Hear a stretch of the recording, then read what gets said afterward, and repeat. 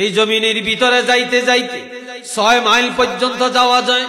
6 মাইলের পরে আর বোরিং করা যায় না। 6 মাইলের পরে শক্ত। 6 মাইল পরে আছে একটা লোহার পাত। ওই লোহার পাতটা হলো আরো 6 মাইল।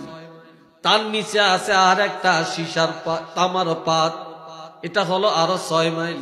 তার নিচে আছে আর একটা সীসার পাত, এটা হলো আরো 6 মাইল।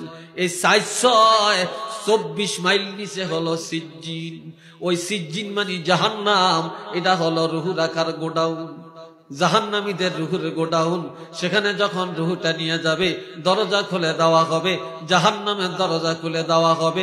মালাকুল মউত জাহান্নামটা দেখায়া বলবে, হাজা মাকআদুকা, এটাই তোমার বাসস্থান, এই জাহান্নামে তুমি থাকবা। একটু চিল্লিয়ে বলেন না নাউযুবিল্লাহ। আর একবার বলেন না নাউযুবিল্লাহ। আবার বের হওয়ার সময় জাহান্নামের ডায়েরির মধ্যে নামটা উঠে দিবে। এই ডায়েরিটা দেখে দেখে কিয়ামতের ময়দানে হিসাব নেওয়া হবে।